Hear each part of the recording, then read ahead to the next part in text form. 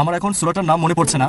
কোরআন একটা আয়াত আল্লাহ তাআলা বলেছেন যে নামাজ পড়ার সময়, নামাজ আদায়ের সময় তোমরা খুব জোরে পড়বে না অথবা খুব আস্তেও পড়বে না। আমার এক বন্ধু আমাকে প্রশ্ন করেছে, একজন অমুসলিম ভাই প্রশ্ন করেছে যে তোমরা তাহলে জোহর আর আসরের নামাজ এভাবে পড়ো কেন?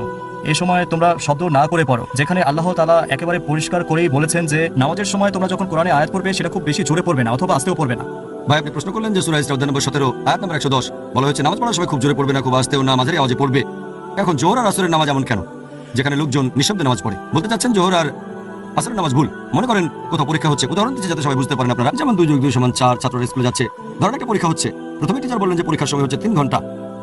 3 ঘন্টা শেষ হলে হয়তো 90% লেখা হয়ে গেছে, টিচার তখন বলবেন সবাই লেখা বন্ধ করো। যারা তখন লিখছে না তাদেরকে না, কথাটা তাদের জন্য যারা তখনও লিখছে। ধরেন 2.5 ঘন্টা পার হওয়ার পরে 80% ছাত্র খাতা জমা দিচ্ছে। ঠিক আছে, সবাই লেখা বন্ধ করো আর এবারে খাতা জমা দিয়ে দাও। কিন্তু 80% তো আগে জমা দিয়ে দিয়েছে। তার মানে এই না যে 80% ছাত্র আগে খাতা জমা দিয়ে ভুল কাজ করেছে, ঠিক 80% আগে জমা